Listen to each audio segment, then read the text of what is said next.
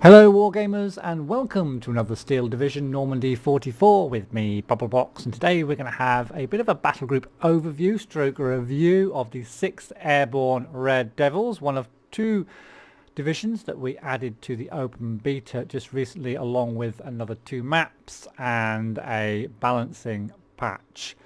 If you want to check out exactly what was in the update, check out the video that I put up prior to this one. But for this one we're going to have a look at this division, and I'll also post up a gameplay using this division as well, perhaps straight after this video, perhaps tomorrow, depends if I get time to render it and stuff. This battle group, in my opinion, having played a couple of games with it now prior to doing this video, is very strong in A, very strong indeed, good, very good in B, lacks a little bit on the ground in C, but then you have the Air Force in C, which really makes up for not having the armour, although you've got very good anti-tank weapons in this deck as well, as we'll see shortly. But the Air Force certainly makes up for a lack of armoured support, and is able to, you should be able to hold back the panzers of the Germans in Phase C using your Air Force if you choose wisely, and you get a lot of aircraft in this deck. But first of all, we're going to start off at the start at the Reconnaissance.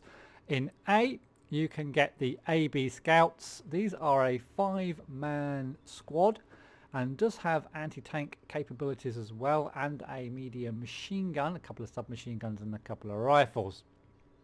So pretty standard. Scouts comes in the Willys Jeep that will disappear once you unload your units. I didn't take them in my particular deck. I've chosen a few different ones, and we'll have a look first of all at the Pathfinders. And by the way, the Reconnaissance with the British is very good, and it can fight in its own right. And if you have a look at the Pathfinders, this is actually a 10 strength squad, and it's got anti-tank capabilities again, and it's got smoke, which I always forget to use in the games, and I don't think I've used it very much recently. I just forget it's there. So 3 submachine guns and a load of rifles, but 10-man strength, no machine gun, but certainly for close quarters fighting, if you come up against another recon squad or even another infantry squad, these guys are going to be able to hold their own, hopefully, and can destroy tanks, and have got the smoke as well to get out of trouble if you remember to use it. So I've actually taken a set of 3 Pathfinders. They come in the this guy, the CMP. I'm not sure what CMP stands for, but it's a CMP, just a little truck to get them around the map a fairly rapid rate.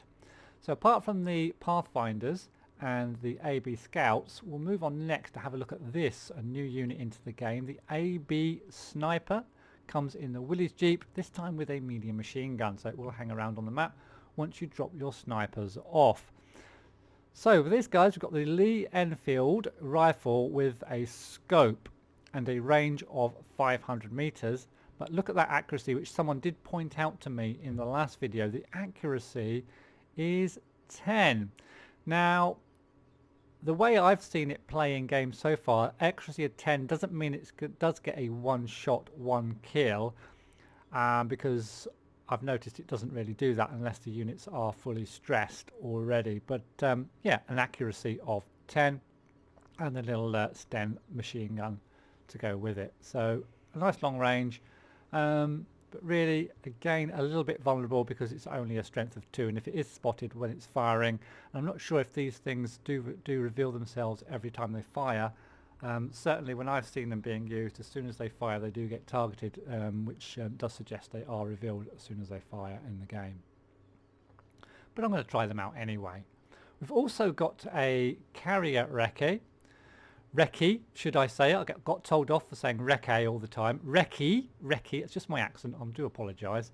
Well, I shouldn't apologise really for the way I talk, should I? But we've got the carrier recce with a medium machine gun, and it's also got this boy's anti-tank rifle. The AP value isn't that high, but it has got an accuracy of 5, which isn't too shabby, and a range of 800, and certainly perhaps sort out some of those anti-tank weapons. Doesn't have HE value, pure anti-tank gun rifle, but you do have the Bren machine gun on this thing as well for just 40 points. I think that's pretty much all of the scouts in, or the recce units, recce units, sorry, in section A. And in B, it's kind of more of the same. You've got the recce here, 2-man squads in the Jeep. We've kind of seen those before, but you do get the Willys Jeep with the medium machine gun. Then you've got some scouts. This time, if you wanted some scouts in a universal carrier, you can get those with the little machine gun as well, 5-man squads. And then the recce plus 2-man squads, this time in the Humber Mark III. And the Humbers are very good.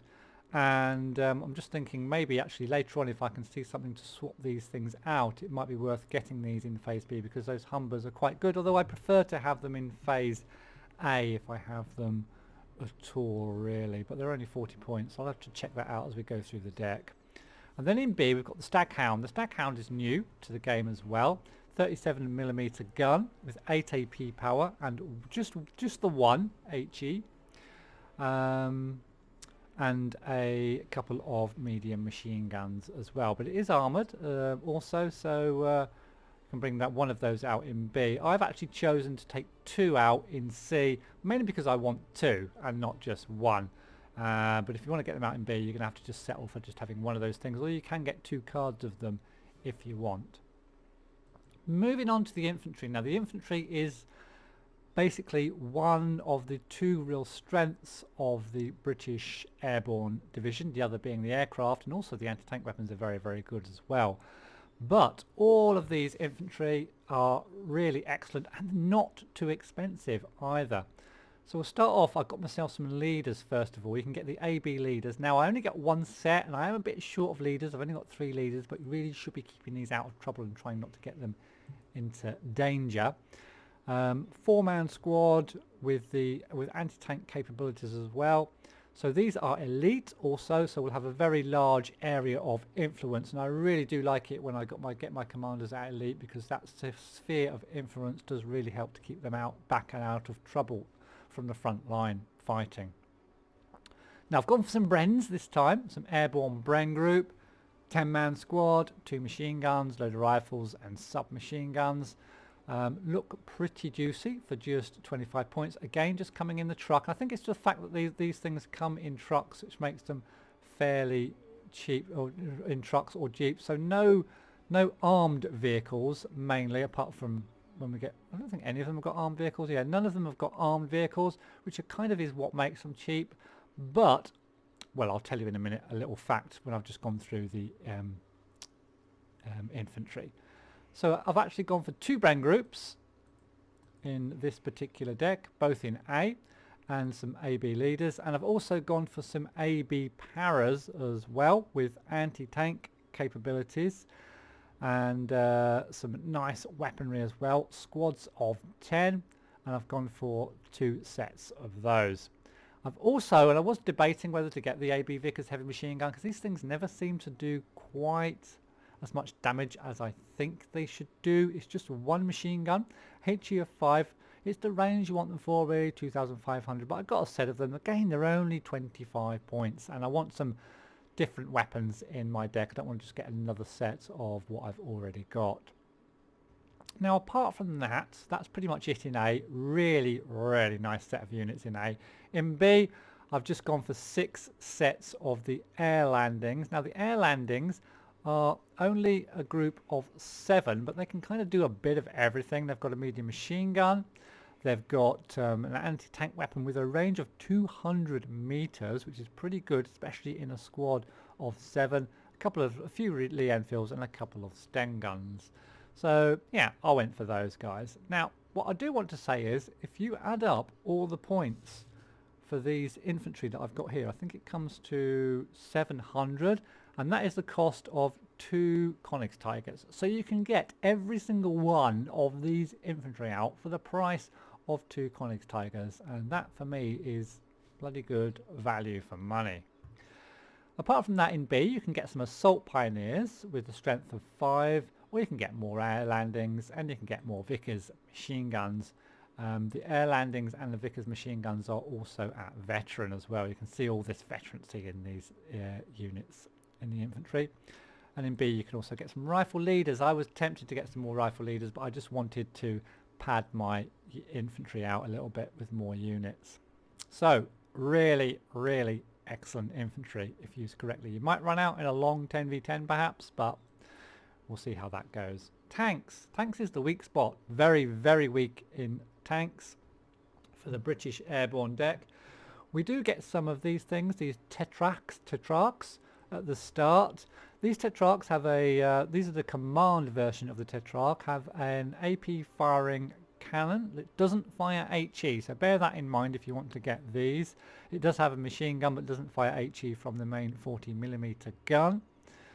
And then I've got, you can also get a load of these things that aren't commands. You can spam these things if you want. They're exactly the same as the command. They just cost, in fact, do they cost a little bit more? Oh no, sorry, they're not the same, are they? Oh, they're the Little Johns. Oh, I've got the Little Johns. Okay, sorry, ignore that. So you've got the command tetrarch, then you can get tetrarchs.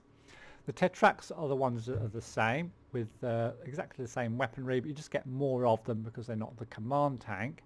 But as an alternative, and the one that I've got in A, you can get the Tetrarch Little John because it gets an increase to 14 AP, which for a 60 point phase A tank is excellent. Now the range is only 800, so you're going to have to get fairly, a bit closer to be able to use this thing, but very, very powerful AP for phase A, and a little bit of armor and a machine gun as well. So that's the tanks for A, the Tetrarch, the command Tetrarch, and the Tetrarch Little John with that AP of 14, which is the one I've gone for.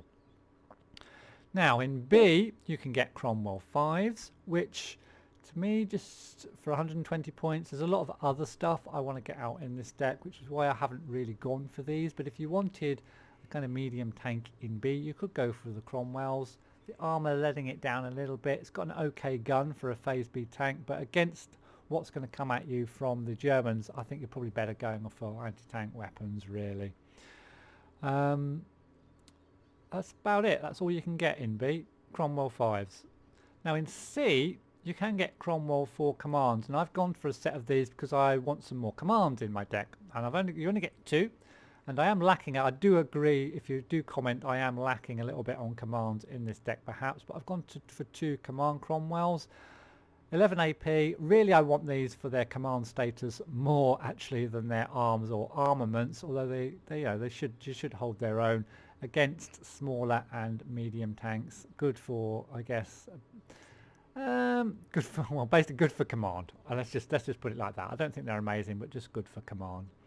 And they're there to command the challengers that I've also got in phase C. These are my only hard-hitting tanks really, with an AP of 16. The armor again is really going to let these, what lets these things down, and you here haven't got any Cromwells to sit these behind this time either, so no real protection.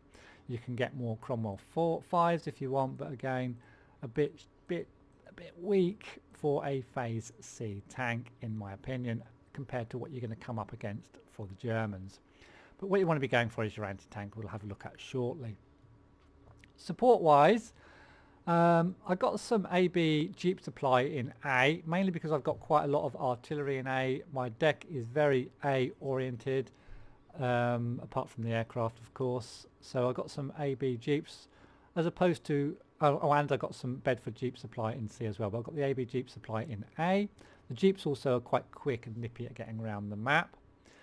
In A also you can get some flamethrowers if you want some flamethrower infantry, which can be useful in forests and up close in towns as well. Bit squishy, but if they get a shot off they're going to devastate the opposing infantry. And they are vetted up as well. You can get some Jeeps with the Vickers on top as well. Again, these Vickers never seem that powerful, although they're only 25 points and can get around the map because they're in a Jeep. Jeep supply, the Tetrarch CS, 60 points. This time it's the version of the Tetrarch with the HE firing gun as opposed to the AP firing gun we saw earlier. So yeah, so good infantry support unit here in the supply tab. I haven't got them, basically they look quite good. I was considering getting these in phase A, but I've got enough stuff to get out in phase A already. Now in phase B you can get Dingos. I got these because I wanted another command vehicle. You can get 2 of these. They're only one, they are actually veterans, so they'll have a decent circle of influence, not massive but just decent. and just got them for their command status more than for their weapon. And also in B I've got a couple of Cromwell 6s, mainly for their range, 1200 meter HE firing gun for infantry support and maybe taking down anti-tank guns, although we will be in phase B by the time I can bring this unit out. That's about it, I think, for phase B. Nothing else. In phase C you can get some more Dingos. You can get 3 of them instead of 2 if you wait till phase C to get them. Command vehicles, and you can get some Cromwell 6s in phase C as well, although by phase C I think these things will be kind of a bit outdated by then.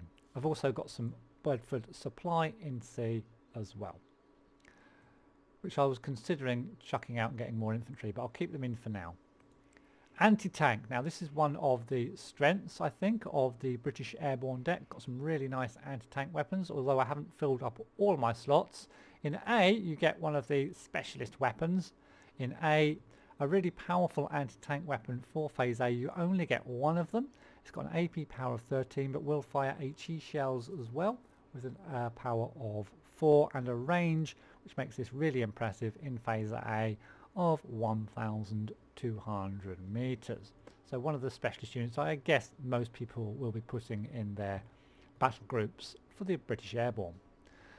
Also in A you can get some Piats. Now normally I'd get Piats, but this time I haven't, because we've got lots of infantry that carry an anti-tank weapon already, so I decided to decline the Piats this time, and also to decline the Piats in the medium machine gun carrier in B as well.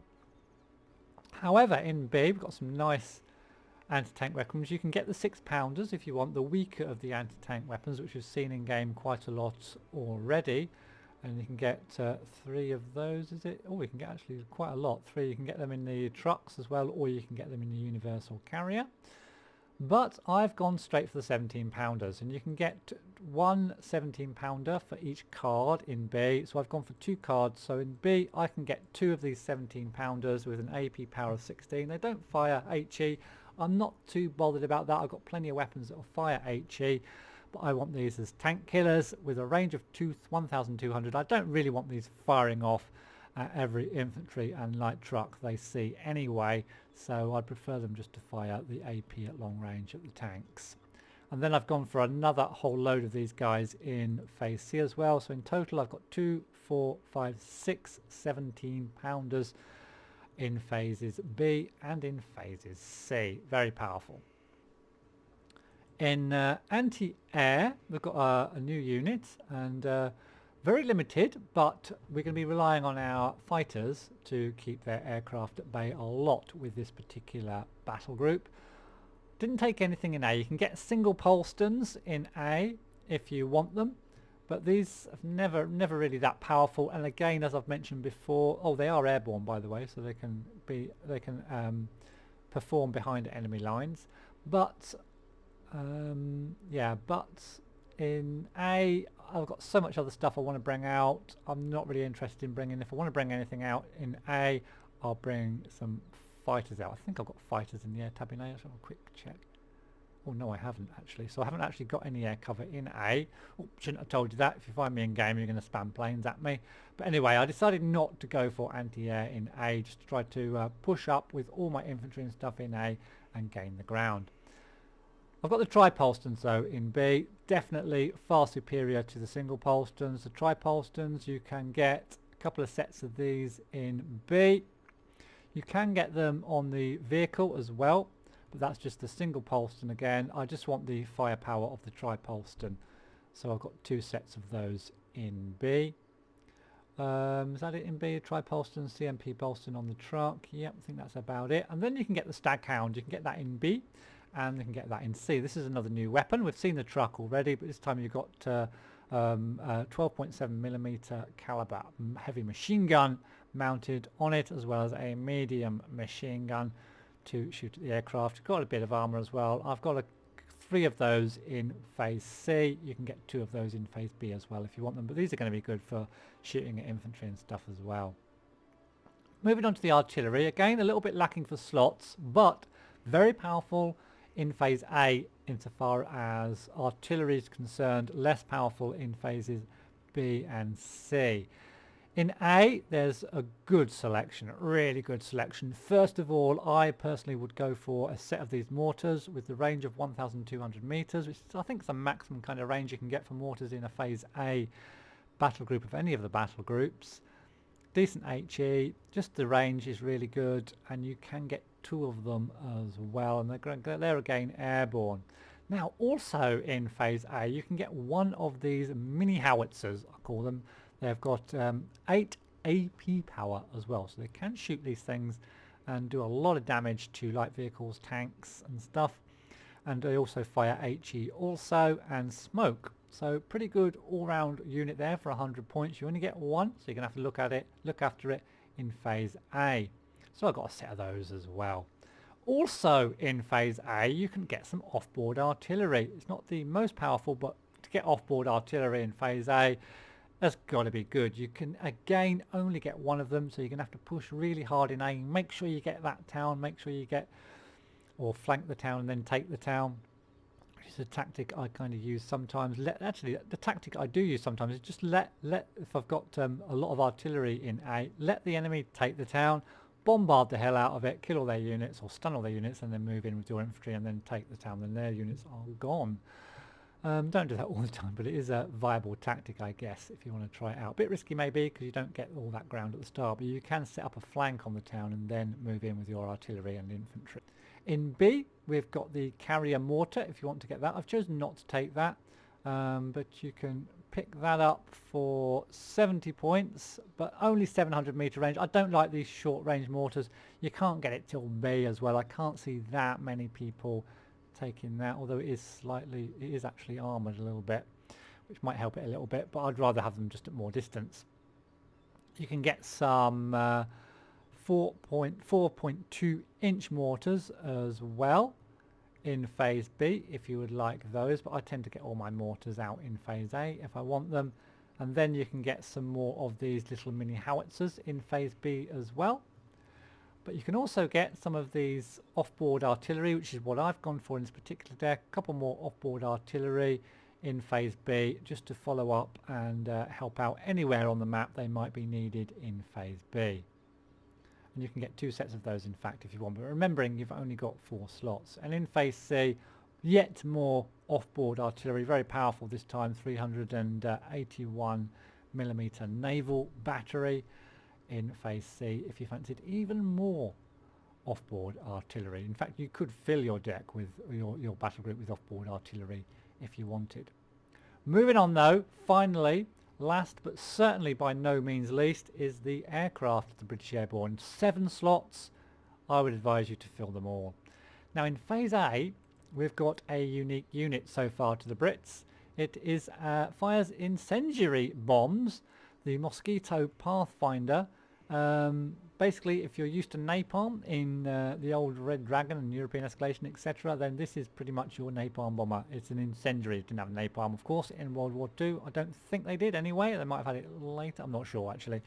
But certainly they had incendiary bombs, and these things can be used basically to take out infantry, slow down pushes, or even to preempt where the enemy's units are going at the start of the game and block them perhaps getting into a town or an area where you want to dominate. So I've used this a little bit in the games, and it's proved very, very useful as a Phase A weapon when the enemy may not have fighters out. So that's in A. You can get an Auster in A as well. Again, I've never seen a lot of point of these things so far. They need to do something with these recon airplanes to make them a little bit better to use. I don't know what they can do though, because I guess if they give them all weapons, they're kind of going against historical accuracy and stuff, so I'm not sure what they can give these things to make them better in game, to make them more appealing to use. Then you can get the Tempest in A. Now let's talk about the Tempest. The Tempest had a couple of games already, as I've said, with the Airborne, and they seem really, really powerful. They've got 4 20mm cannons, which is 2 more than the Spitfire. The Spitfire's got 2 20mm cannons and 2 machine guns. This has got 4 20mm cannons, and they do seem to kill stuff really quickly if you can bring them out in a pair. So bring 2 of these out together, they will kill stuff really fast, and they will get onto the tail of something really fast because they've got a top speed of 675. They are an interceptor. They haven't got the same agility, for example, as a Spitfire and some of the 109 fighters, but so they can't turn as tight, but speed and firepower wise they are absolutely excellent, but at a cost of 160 points. You can get them in phase A. I've chosen not to get them in phase A to protect my Pathfinder because I really want to get air dominance in phase B and phase C. Apart from that, in phase A you can actually get 2 of the Mosquito Pathfinders if you want, and then we move on to phase B. For phase B you can get a lot of Tempest, and I've got a lot of Tempest in phase B. You can get 2 sets of Veteran Tempest, which I have got, and you can also get 1 in Elite. Which means it's more accurate, it's going to shoot stuff down quicker, and I've got 1 of those as well. You can get 2 of those if you want in 2 separate cars, but I've gone for the 2 veterans because I want to bring them out in in pairs, and then I'll have the elite one as a backup if I lose one of the other 2 there. Also in B we've got a number of bombers. We've got the Typhoon bomber. I haven't chosen these. But yeah, they certainly are a very, very viable unit to bring out. And then we've got the Mosquitoes as well, the big bombers. 610 kilo bombs there for the Mosquitoes, and you can also get some Typhoon anti-tanks out in B as well. I've left all my hardware till C, as you can see at the top, but you can get Typhoon anti-tank weapon out with it. So these are the more powerful ones that can kill tanks. If you can get side and rear shots and send a couple of them at a time at a tank, then you can certainly kill these. And I've had, although people say these are just underpowered at the moment, I have had kills with these. If you send them in groups to attack, even Conix Tigers, if you send 4 of these a Conix Tiger in the side armor and it's already stressed, you do still stand quite a good chance of killing it. Moving on though to, is that it in phase B? Or we've got the Mosquitoes. I think I've gone over those. Oh, these are the big bombers. Oh yeah, these are the Mosquitoes with the big payload. This time we've got the 4 230 kilogram bombers. So lots of bombers to choose from if you're a bomber type player. Or what the bombers are really good for, I tend not to do this a lot myself, but certainly I've seen it done against me and by players on my side, is they use these bombers to take out the enemy artillery batteries if we've got air dominance and the anti-air isn't too terrible. You can spam these things and take out the enemy's artillery, which is a viable tactic, I guess. And then we've got the Mosquitoes in C, the big bombers again, but in C I've gone for all Typhoon anti-tanks. And this is because although the British Airborne are really good in phase A and decent in phase C, they are lacking in phase C, and you're going to get the Panzers coming at you, so you're going to be wanting to slow them down, push them back, and even take them out. And the only way you can take them out by using these rocket planes is to send them in large numbers. They do take quite a long time to rearm though once they've fired off these Typhoon anti-tanks, so you need to bear that in mind if you want to bring these in as well. So my friends, that's pretty much it for the 6 Airborne Red Devils. Now I will say that this deck really is for 10v10 play, not really for competitive play, although I will just use this for everything probably anyway, just for fun, and but mainly this is for 10v10 play with all those Typhoon anti-tanks at the end, stuff like that, and all the aircraft, which I am going to be able to bring out because I'm going to have the points to do it in those longer, bigger games. So that's it guys, the 6 Airborne Red Devils, and I will be uploading a gameplay of this shortly after I put this video up. Thank you all very much for watching. I hope you enjoyed it. If you did, give me a thumbs up, and I'll see you in the next one.